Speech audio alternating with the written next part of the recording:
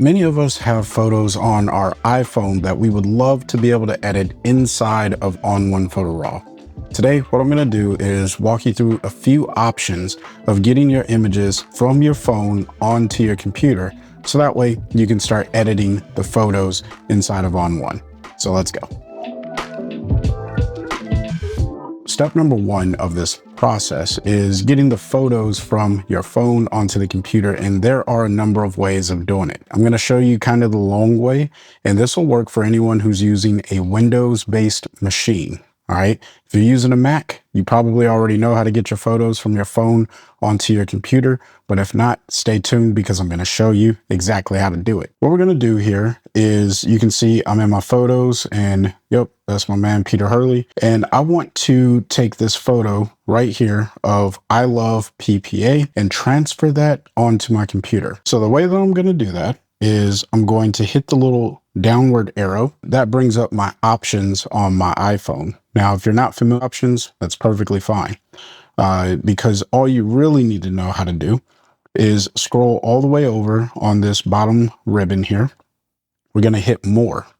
And then once you hit more, you're going to get a few options here. And then I'm just going to scroll down until I get to Drive. Now, most people have access to a Google Drive, and if you're not familiar with that, then all you have to do is log in with your Gmail account. If you don't have a Gmail account, you can create one for free.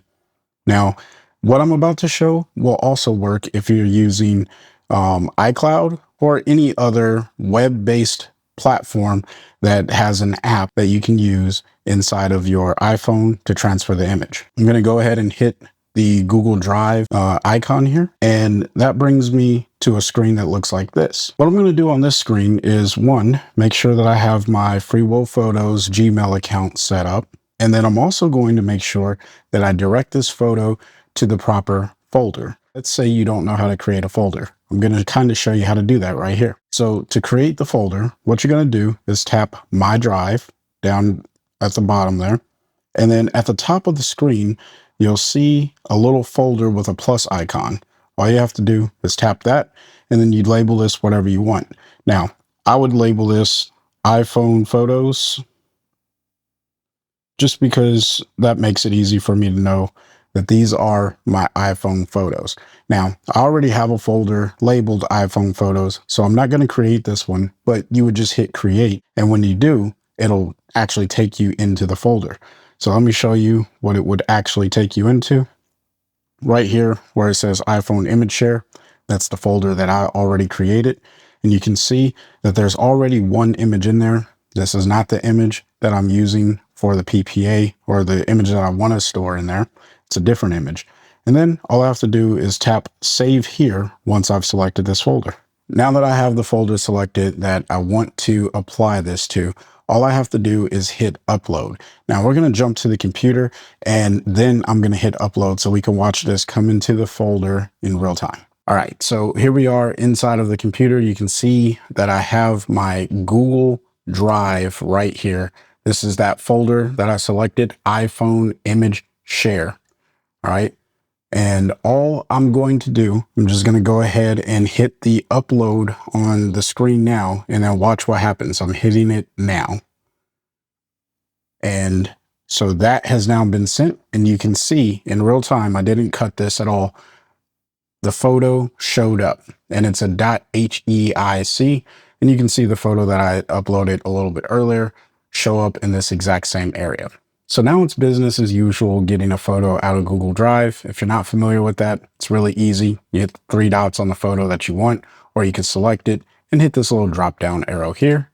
And what that's going to do is scan the image, and it's going to bring up your download dialog box. Once your Explorer or your save dialog window pops up, you'll navigate to the folder that you actually want to store your image in. And in my case, I want to go to FWP ON1 tutorial images, and I'm going to create a new folder just for this tutorial. I'm going to label this iPhone images. So it's easy for me to find the images that I'm looking for. Now, I could also rename this image right here if I wanted to. You don't have to. You can leave it the same way.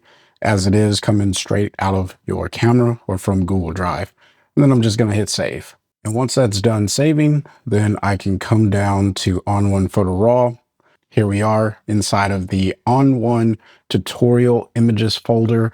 And you can see I have a folder right here that says iPhone images, and that's for the PPA. So if I double click this, you'll see that I have the image. And then if I double click it, I can jump right into edit and start working on my photo just as I would any other photo. If you have one of the newer iPhones and it's not compatible with ON1, or you run into any issues with the AC version of the photo inside of ON1, you can do one of two things. You can open the photo in preview or any other editing application and then change the ending of the photo from HEIC over to JPEG or to .dng, whatever you want to change it to. Or you can export JPEGs from your iPhone. Now, iPhones are all different, so I'll link a few videos of how you can do that down below, so that way you can kind of look into that for yourself. But the goal here is really just to show you how to get the photos off your phone and on to the computer. Now, for those of you who are using an iPhone as well as a Mac computer, it's a lot easier to transfer your images than going through the Google Drive method that I just showed. Let me show you how easy it is. You go ahead and find the image that you want to transfer, which in this case, I want to transfer this image right here. I'm going to go ahead and hit the little share icon, and then you'll notice at the top, I have my Mac Mini, which is my main machine that I edit all of my photos on. You'll notice that I have an option to airdrop it there. Now, if you want to airdrop to a different device, then you can just hit the airdrop icon here, and a few options will pop up for you. And then you just select the one that makes sense for you. For me, it's the Mac Mini. I'm going to go ahead and tap that. And then we're going to take a look at the computer, because I'm going to get a notification, just like I did up here in the top right corner of my computer screen. You can see I got a notification that said that something came from AirDrop.